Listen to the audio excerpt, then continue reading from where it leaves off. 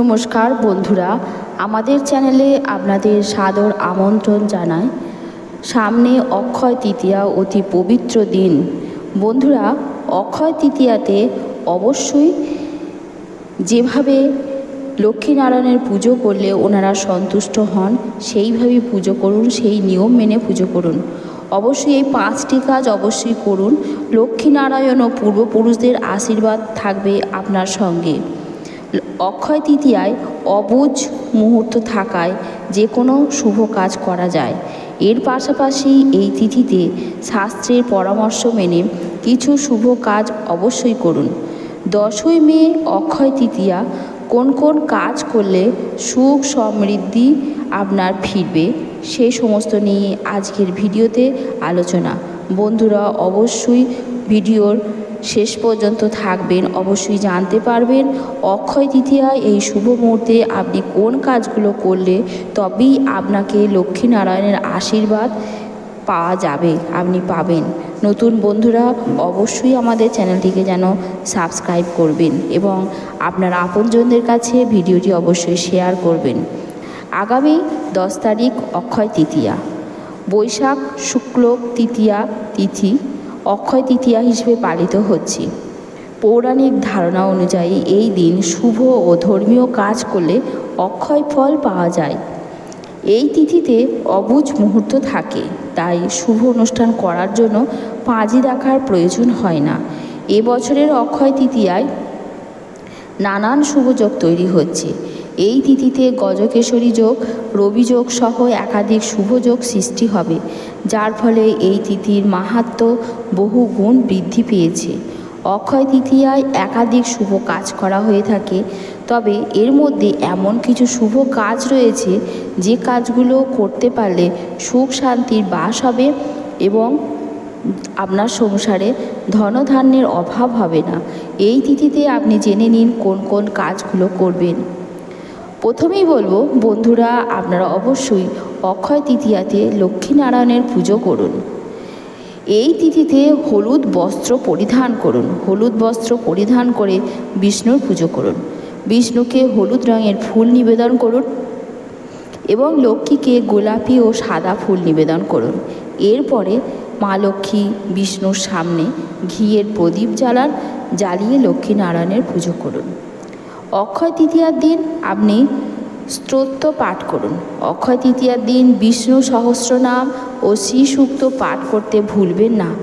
এই তিথিতে সমস্ত পরিবারের সঙ্গে কোনো ধর্মীয় স্থানের যাত্রায় যান, কোনো দেব ধামে যান, দেব দর্শন করুন। এর ফলে জীবনে ধন, পদ, যশ ও প্রতিষ্ঠার লাভ হবে। আবার যে ব্যক্তি বহুদিন ধরে অসুস্থ হয়ে রয়েছেন তারা অক্ষয় তৃতীয়ায় রাম রক্ষা স্তোত্র পাঠ করবেন। এছাড়াও এই তিথিতে রামচরিতমানসের অরণ্যকাণ্ড পাঠ করা অত্যন্ত শুভ। এই কাণ্ডে রাম, সাধু, সন্ত, ঋষি মুনির দর্শন করলে এবং তাদের দ্বারা জ্ঞান লাভ করলে পুণ্য লাভ হবে। অরণ্যকাণ্ড পাঠ করলে রামের আশীর্বাদ পাওয়া যাবে এবং ব্যক্তি জীবনে অগ্রসর হতে থাকবে। অক্ষয় তৃতীয়াতে অবশ্যই তর্পণ করুন এবং দান করুন। এই তিথিতে পূর্বপুরুষদের উদ্দেশ্যে তর্পণ ও দান অত্যন্ত শুভ। পবিত্র নদীতে স্নানের বিশেষ মাহাত্ম্য রয়েছে এই দিন। পূর্বপুরুষদের নামে শ্রাদ্ধ করা অত্যন্ত শুভ। এছাড়াও পূর্বপুরুষদের নামে দান করলে অক্ষয় ফল লাভ করা যায়। এই উপায়ে পূর্বপুরুষদের আশীর্বাদও পাবেন এবং আপনি পিতৃদোষ থেকেও মুক্তি লাভ করবেন। অক্ষয় তৃতীয়ার দিনে পবিত্র নদীতে স্নান করুন। পবিত্র নদীতে বা গঙ্গাতে স্নান করলে বিশেষ মাহাত্ম্য রয়েছে। স্নানের পরে দরিদ্র ও অসহায়দের দান করা অত্যন্ত শুভ। এর প্রভাবে অক্ষয় ফল লাভ করা যাবে। ব্যক্তি জীবনের প্রতিটি ক্ষেত্রে সাফল্য অর্জন করতে পারবে। ধর্মীয় বিশ্বাস অনুযায়ী অক্ষয় তৃতীয়ায় তীর্থস্থান করলে ব্যক্তির জন্ম মৃত্যুর বন্ধন থেকে মুক্তি লাভ করবে। মাতা লক্ষ্মীর কাছে রেখে দিন রূপোর তৈরি একটি কচ্ছপের মূর্তি। অক্ষয় তৃতীয়ার দিন আপনি রূপোর তৈরি কচ্ছপের মূর্তিটি কিনে নিয়ে আসুন এবং সেই কচ্ছপের মূর্তিটি ঘরে মা লক্ষ্মীর আসনে বসিয়ে পুজো করুন। এছাড়া কচ্ছপের মূর্তির আংটিটিও আপনি পরতে পারেন। এই আংটি তর্জনী ও মধ্যমায় যদি দুধ ও গঙ্গা জলে ধুয়ে শোধন করে পরতে পারেন, দেবী লক্ষ্মীর আশীর্বাদ আপনি পাবেন।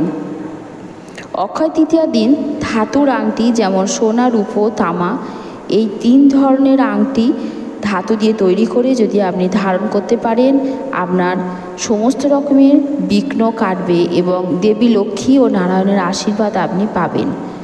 অক্ষয় তৃতীয়ার দিন বাড়িতে সোনা ও রূপো কিছু কিনে নিয়ে আসুন। সেই জিনিসটি ঠাকুরের আসনে রেখে পুজো করুন। দেখবেন আপনার ভাগ্য সারা জীবনের মতো ভালো হয়ে যাবে। অক্ষয় তৃতীয়ার দিন ভোরবেলা অর্থাৎ সূর্য উদয়ের সময় স্নান করবেন, করে সূর্যদেবের আরাধনা করবেন এবং সাধ্যমতো দান করুন। শাস্ত্রমতে এই দিন যদি আপনি গরিব দুঃখীকে কিছু দান করেন, আপনার সুখ সমৃদ্ধি অক্ষয় হবে। অক্ষয় তৃতীয়ার দিন জলপূর্ণ তামার ঘট কোনো মন্দিরে বা কোনো ব্রাহ্মণকে দান করুন, আপনার সংসারের আয় বৃদ্ধি হবে। অক্ষয় তৃতীয়ার দিন বাড়িতে শ্রীকৃষ্ণের ছবি বা মূর্তি রাখুন এবং তার পায়ে চন্দনের ফোঁটা দিন এবং পায়ের কাছে একটি ছোট্ট চন্দন কাঠের টুকরো রেখে দিন। এতে তার কৃপা লাভ করবেন। আর যেখানে বিষ্ণুর কৃপা সেখানেই লক্ষ্মীর সমাবেশ।